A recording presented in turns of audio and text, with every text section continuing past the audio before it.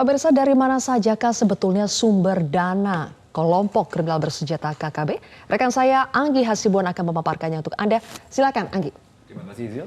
Dan pemirsa, aksi Anton Gobay yang mencoba menyelundupkan senjata ke Papua ini membuktikan bahwa ada kekuatan besar penawaran dan permintaan di Papua seputar senjata. Dan kasus perdagangan senjata di Papua yang terus berulang, di mana permintaan senjata api tidak hanya dari kelompok separatis, namun juga individu. Malam hari ini kita akan bahas, pemirsa. Nah, jika permintaan senjata meningkat, yang menjadi pertanyaan kita selanjutnya adalah dari mana kelompok-kelompok ini mendapatkan dana untuk beli senjata selundupan. Nah, menurut Kapolda Papua Irjen Matius Devahiri, bahwa sumber dana KKB, pemirsa, ini berasal dari tambang emas ilegal di 4 kabupaten. Ada Paniai, Intan Jaya, Timika, dan juga sebagian dari Yahukimo. Kelompok bersenjata ini memanfaatkan lokasi penambangan ilegal yang jauh di pedalaman, pemirsa. Ini karena supaya terhindar dari pengawasan aparat keamanan. Nah, cara-cara mereka untuk mengakses hasil emas ini ada yang datang untuk mengambil upeti dan ada juga yang ikut untuk mendulang. Begitu. Informasi selanjutnya, pemirsa, bahwa perputaran aliran dana KKB. Selain dari tambang emas ilegal, sumber dana KKB juga diduga berasal dari sumbangan pejabat, pemirsa. Ini ada informasinya ya, bahwa dalam kasus oknum ASN yang menjual ratusan amunisi ke KKB Papua, ini kasusnya sekitar bulan Juli tahun 2022, dari pernyataan Direktur Reskrimum Polda Papua Kombes Faizal Ramadhani, pelaku kedapatan membawa uang sebanyak 450 juta rupiah, diduga adalah iuran beberapa oknum pejabat di Papua. Uang sebanyak ini dibawa pelaku untuk mencari amunisi yang akan dipasok ke KKB.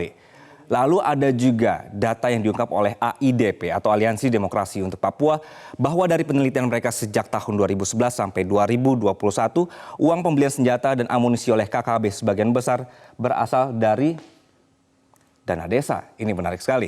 Nah, kok bisa begitu ya informasinya, bahwa ada juga dana desa yang dipergunakan. Nah, ini biasanya dana tersebut, ini disebutkan oleh IDP, bahwa dana tersebut dipakai karena kepala kampung berafiliasi atau karena ada intimidasi serta ancaman langsung dari KKB. Dari 29 kasus dengan total 51 tersangka dalam perkara jual beli senjata dan amunisi, rata-rata uang tersebut dari dana desa. Kemudian ini pun diterangkan bahwa harga amunisi dan senjata api dijual dengan harga yang fantastis oleh oknum aparat. Kita juga tidak bisa menutupi bahwa ada oknum-oknum dari petugas keamanan kita yang juga memanfaatkan situasi ini. Oke, kita lanjutkan, pemirsa. Bahwa dari mana sebenarnya pasokan senjata dan amunisi KKB? Pada temuan kasus Gobay beberapa hari lalu, ini membuktikan bahwa pasokan dari luar negeri masih terjadi. Bahwa ini sudah ada atau selundupan dari luar negeri ini terus berlangsung. Kerap terjadi atau berulang kali yang berasal dari Filipina Selatan maupun selundupan dari Papua Nugini. Lalu ada juga rampasan dari petugas keamanan, pemirsa.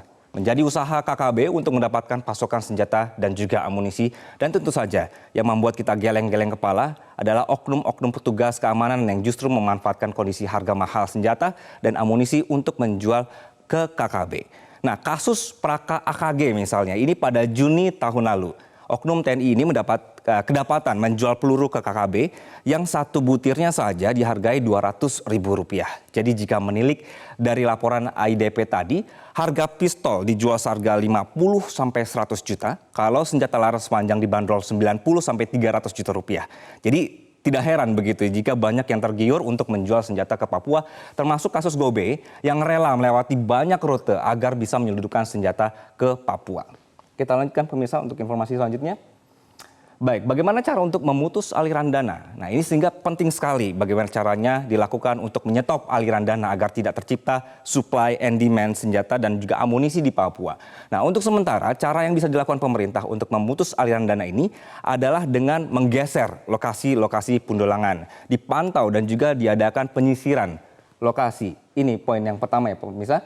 Wilayah-wilayah yang diduga menjadi tambang ilegal ini dipantau karena tadi cara-cara mereka adalah sengaja dibuat tambang yang begitu jauh dari lokasi masyarakat. Nah, upaya yang selaras juga dilakukan oleh Dinas ISDM setempat yang tidak memberi izin penambangan.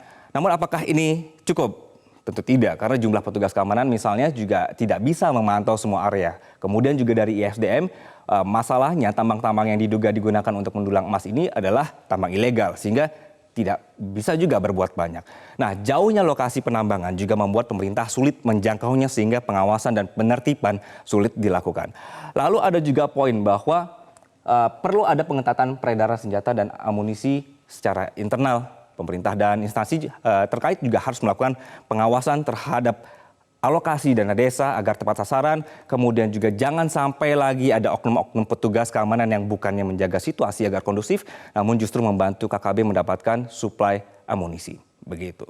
Jadi Zil, ini yang kita harapkan bahwa akan ada perbaikan untuk penanganan senjata ya, karena ini kayak kasusnya berulang-ulang terus. Betul. Seperti itu. Betul, jadi kita butuh sekali penanganan yang komprehensif supaya tidak semakin berulang dan betul-betul bisa dicari, diberantas sampai ke akar-akarnya. Terima kasih Anggi Hasibuan atas ulasannya.